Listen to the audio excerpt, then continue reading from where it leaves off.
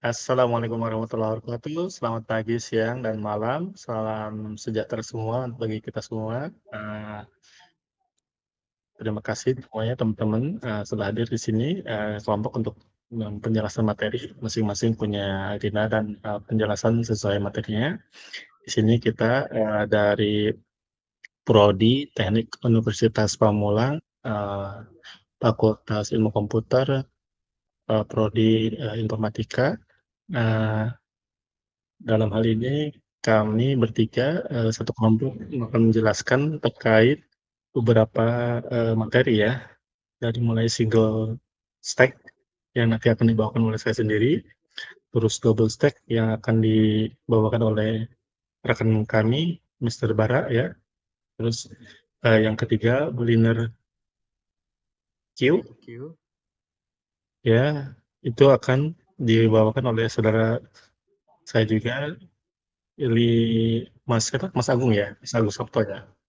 Oke, baik, itu perkenalan dari kami, kelompok 8, eee, dalam sesi UTS ya, dalam arti sesi UTS ini. Baik, langsung secara, kita tidak berpanjang lebar, kita langsung masuk ke materinya masing-masing dan setelah itu nanti, kita akan masing-masing menjabarkan ya satu persatu terkait materinya. Oke, baik, kita langsung. Terima kasih, selamat menyaksikan semuanya.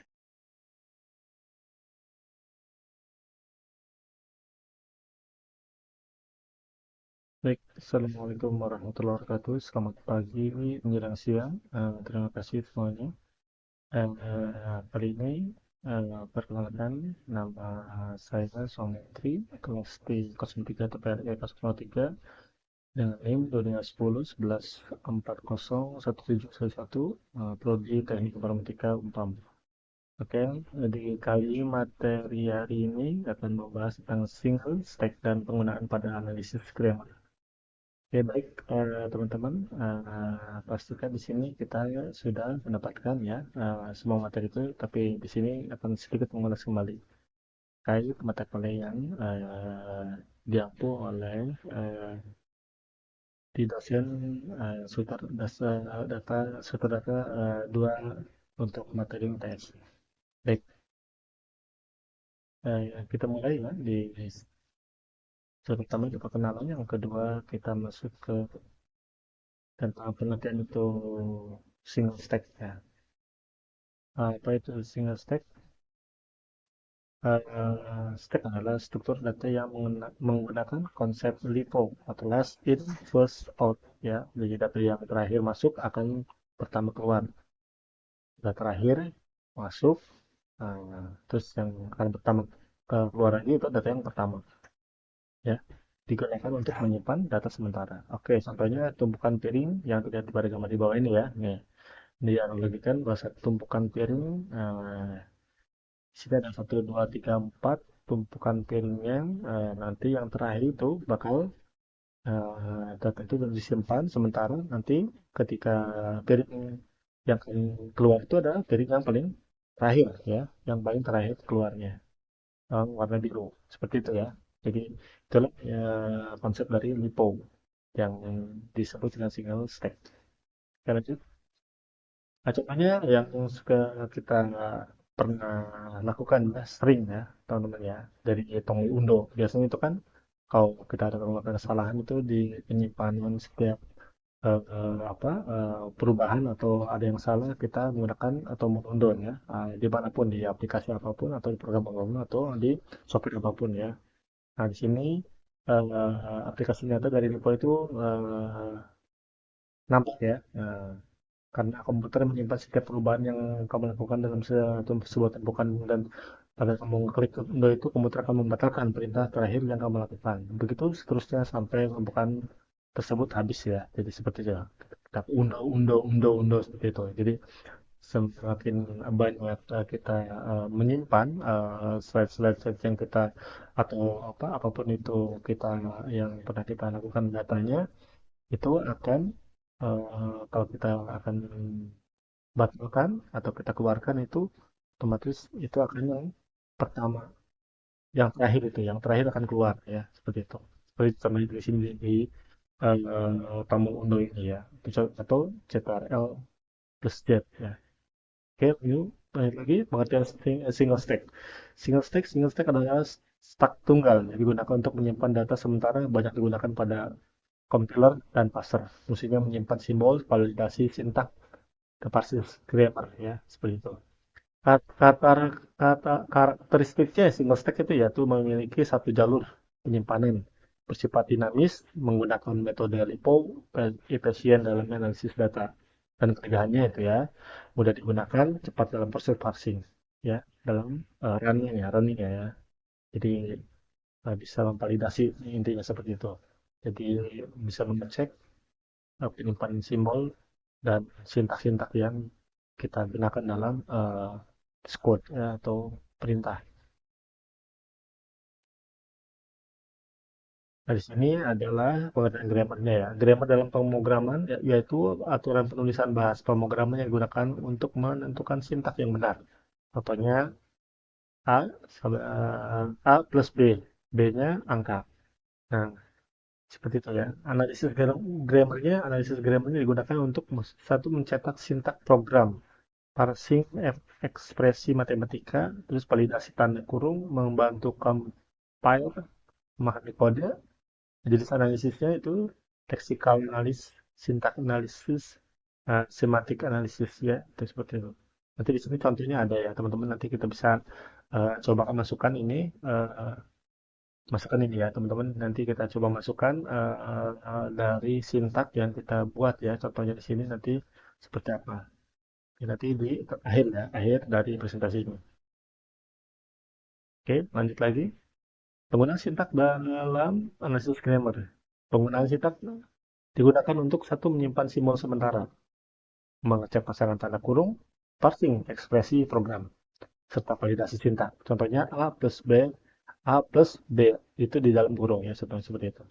Langkahnya push, membaca A tambah B, menentukan tanda kurung yang tersebut, tanda apa? Tanda kurungnya penutup, sub pakai pop ya. Nah, terus start kosong, validasi seperti itu ya. Lanjut, terus ilustrasi proses start.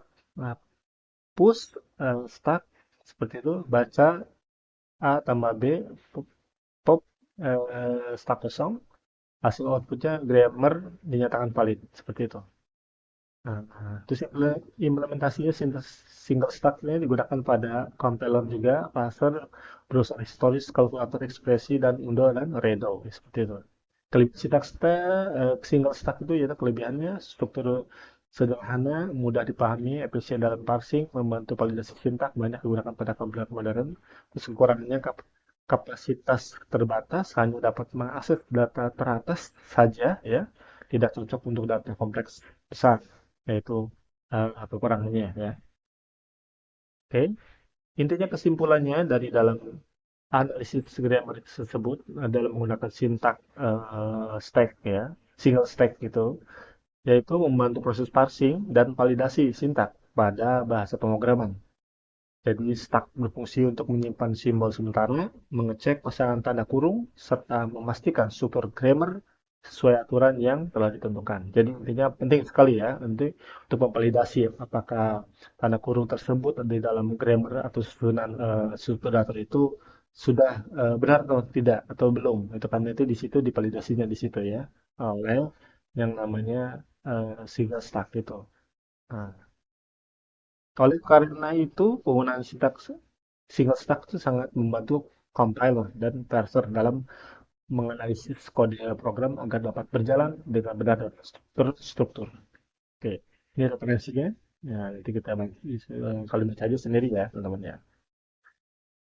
Mungkin seperti itu. Nanti kita akan coba masukkan ya sintaknya ya ke dalam Discord. Kita akan coba seperti apa. Kalau seperti itu sintaksnya salah, otomatis nanti dia adakan eh, eh, notifikasi ya, notifikasi dari sintak yang kita ini salah. Tapi kalau benar berarti dia sukses, berarti dia sudah membaca dan memvalidasi ya terkait tentang single stack dalam penggunaan analisis grammar ya. Nah, di struktur data ini. Oke, kita lanjut ke bagian terpenting yaitu mengecek atau memvalidasi terkait sintak ya. Oke,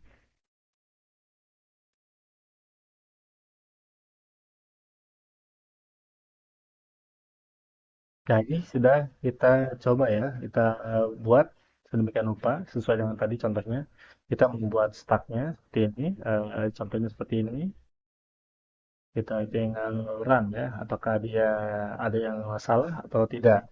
Jadi dia intinya memvalidasi tanda kurung terhadap grammar yang kita buat atau kita susun atau kita jadikan data ya, di dalam uh, pengangkutannya ya. Nah, itu kita katakan aja langsung. Siap. Oke, sini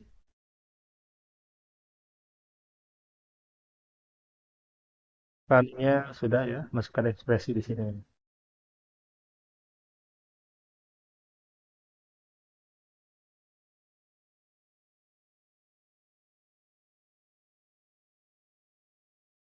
Oke, dan masukkan di sini sudah selesai ya.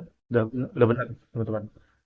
Jadi dia memasukkan ekspresi, jadi sintaknya udah benar, jadi tidak bisa tidak salah maksudnya gitu ya sintaknya. Kalau ada sintaknya salah, terus juga ada error, terjadi error. Seperti itu teman-teman terkait sintak yang digunakan dalam basis data, suatu data ya, maaf, suatu data pada kelompok ini. Terima kasih, semoga bermanfaat materinya yaitu terkait sintak ya, tergantung sintak atau terkait dari single stack dan penggunaan pada disiplin maksud.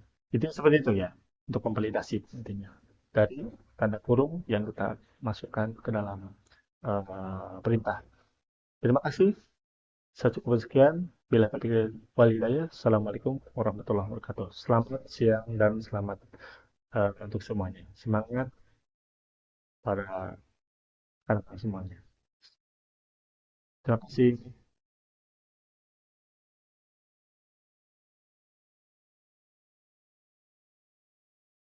Penggunaan double stack dalam event-driven architecture. Perkenalkan, nama saya Muhammad Bara Aksayed.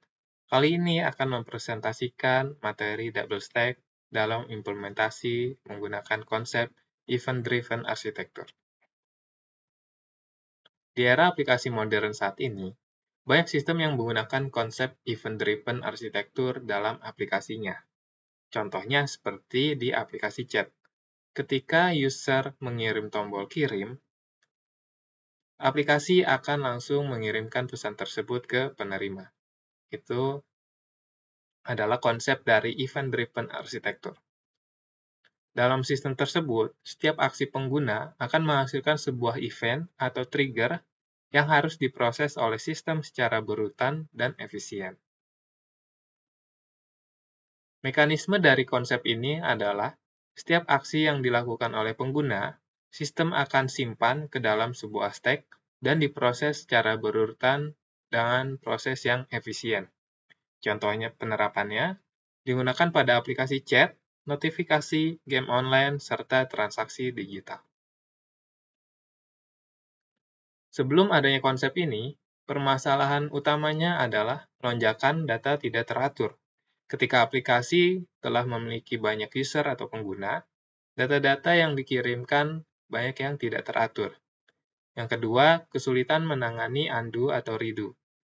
Jadi ketika ingin rollback ke step sebelumnya, aplikasi tidak memiliki data yang tepat untuk melakukan sebuah proses.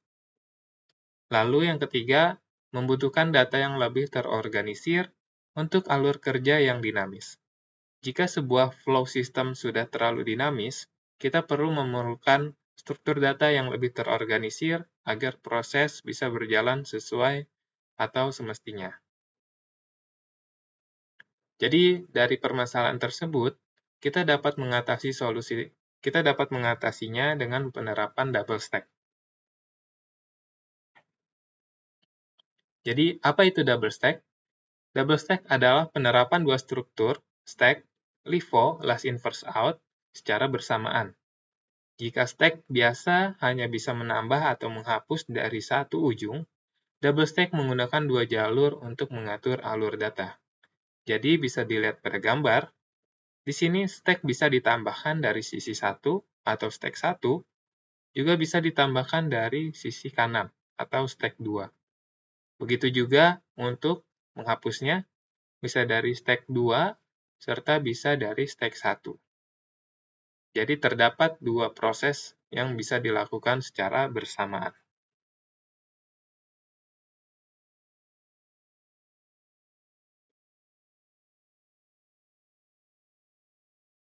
Oke, sekarang kita coba memvisualisasikan bagaimana double stack itu bekerja. Di sini saya coba ambil contoh penerapannya adalah aplikasi edit fotografis seperti Photoshop atau Corel Draw gitu ya. Di sini kita sudah menyiapkan stack undo dan stack redo. Yang totalnya itu ada 10 stack. Dimulai dari -1 sampai 9. Misalnya ketika user menambahkan add text, di sini AT ya, atau add text, proses tersebut akan disimpan ke dalam stack undo. Yang mana stack undo ini kita akan simpan ke dalam stack 0. Jadi, user telah menambahkan add text. Sudah disimpan oleh proses.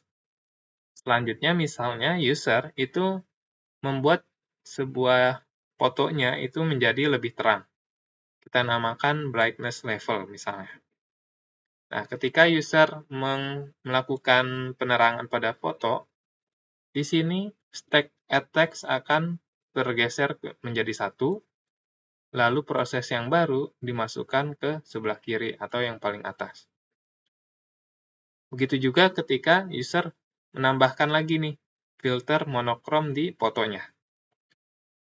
Filter monokrom ini kita singkat menjadi FM, yang mana FM akan dimasukkan dan proses-proses sebelumnya itu akan bergeser. Jadi FM ada di urutan ke-0. Ini contoh dalam memasukkan stack undo-nya. Nah, apabila usernya melakukan undo gitu ya, atau Ctrl Z, ketika Ctrl Z ditekan, proses yang paling atas atau filter monokrom akan dikeluarkan dari stack undo, lalu dipindahkan ke stack redo. Dan proses sebelumnya juga bergeser menjadi ke atas. Ketika user melakukan Ctrl Y lagi, membalikan lagi ke filter monokrom yang ada di stack redo itu akan dikeluarkan dan dipindahkan ke dalam stack undo, menggeser proses-proses sebelumnya. Jadi visualisasi double stack itu seperti itu. Selanjutnya adalah kondisi-kondisi yang berada di dalam stack. Kondisi yang pertama adalah pengecekan stack 1 kosong. Untuk mengecek stack 1 kosong atau tidak, kita bisa melakukan pengecekan pada top satunya apakah sama dengan -1. Jadi di sini, kebetulan di contohnya, top dari stack 1 itu adalah 4. Jadi, stack 1 tidak kosong.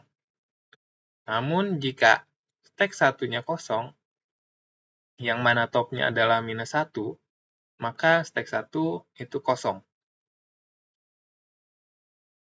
Yang kedua adalah pengecekan stack 2.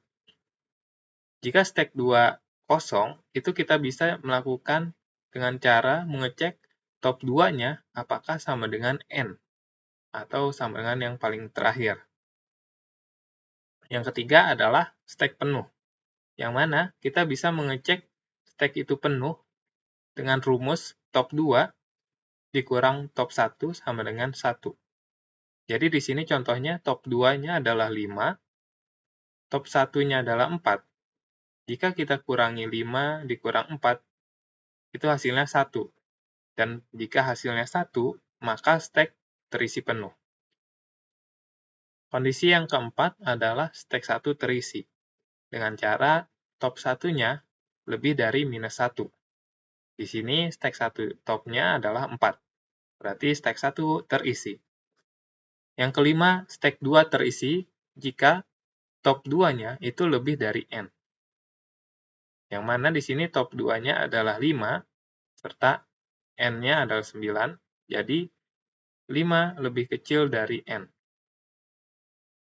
atau 9. Sekarang kita masuk ke dalam operasi-operasi yang ada di dalam double stack. Yang pertama, operasi push, yaitu memasukkan nilai ke dalam stack. Di dalam double stack, kita bisa memasukkan nilai dari sisi kiri maupun sisi kanan, tergantung dari stack yang mana yang ingin kita masukkan. Contohnya, di sini saya sudah terisi 14, 11, dan 12 untuk stack 1, juga sudah terisi stack 2-nya 2, 25, dan 7.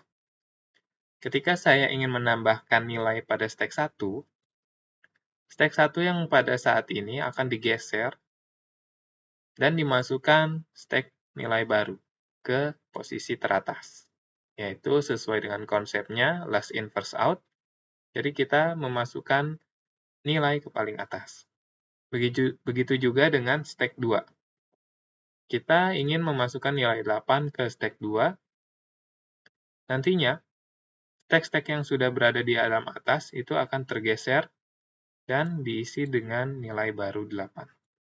Jadi yang paling atasnya adalah 8, dan yang paling atasnya juga adalah 9.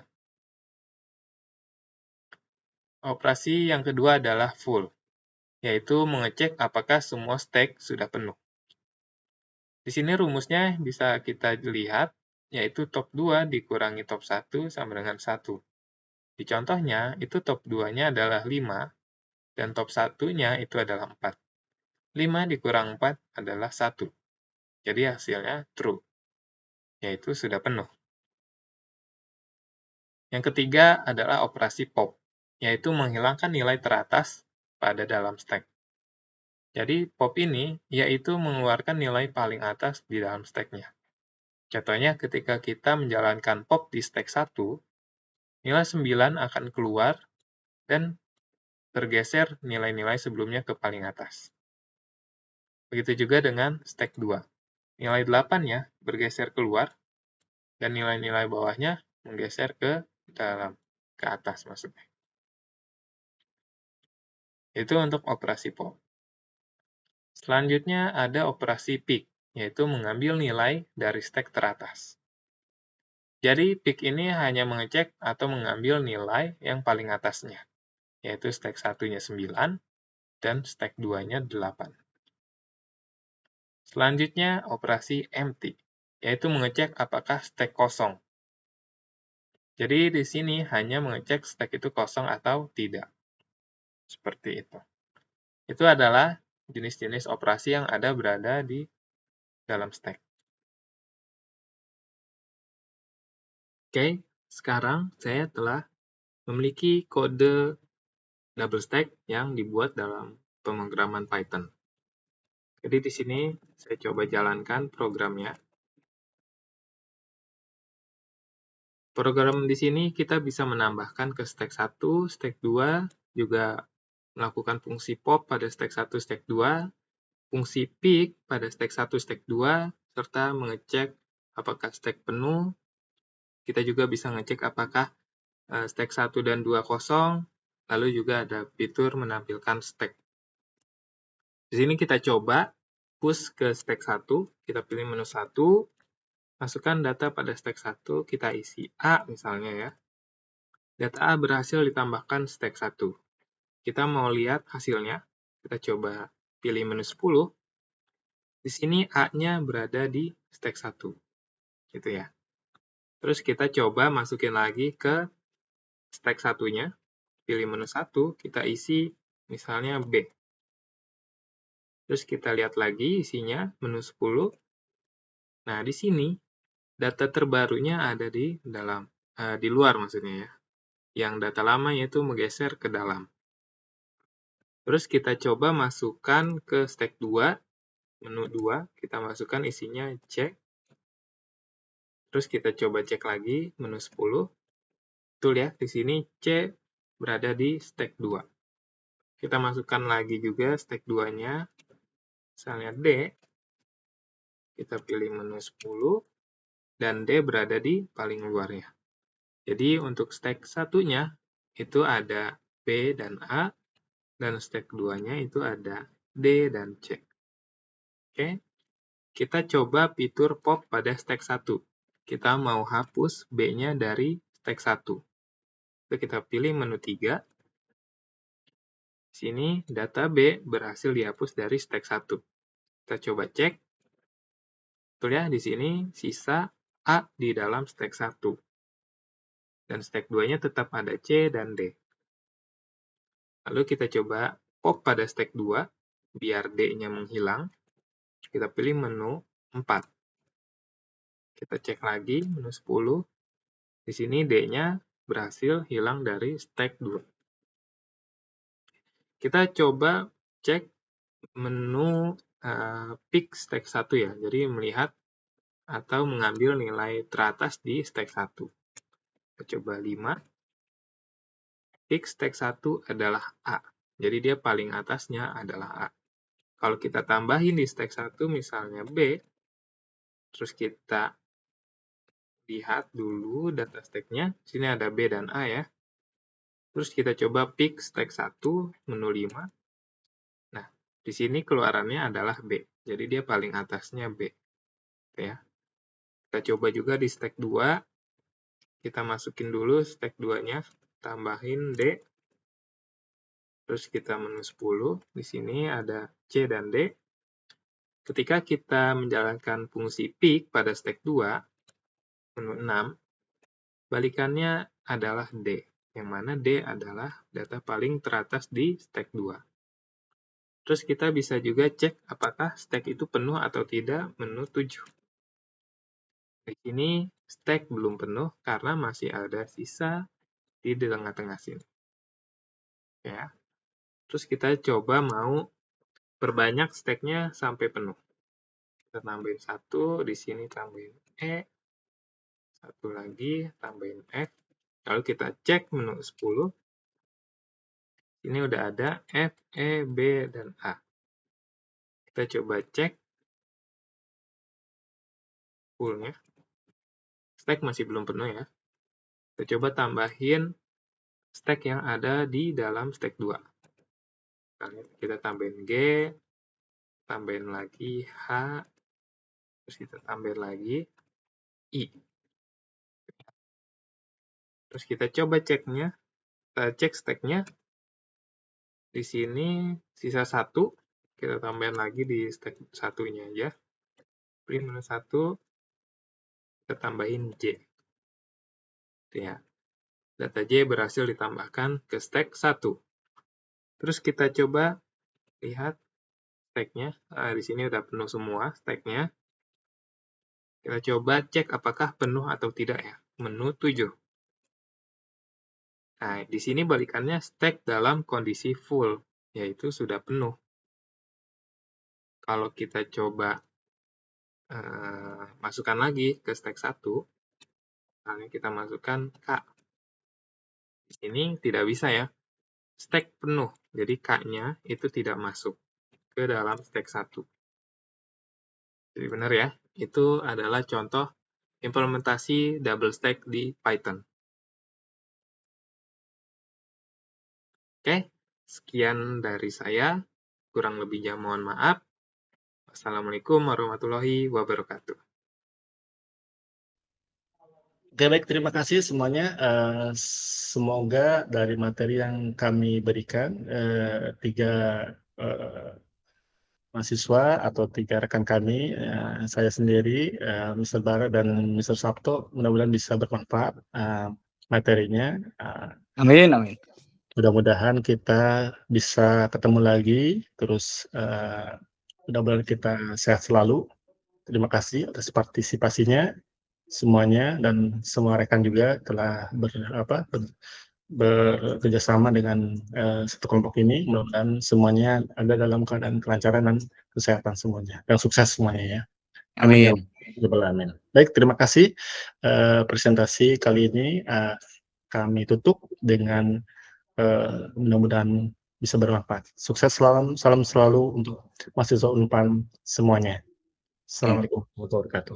Terima kasih semuanya. Terima kasih semuanya. Terima kasih. Oke. Kita lihat dulu. Oke.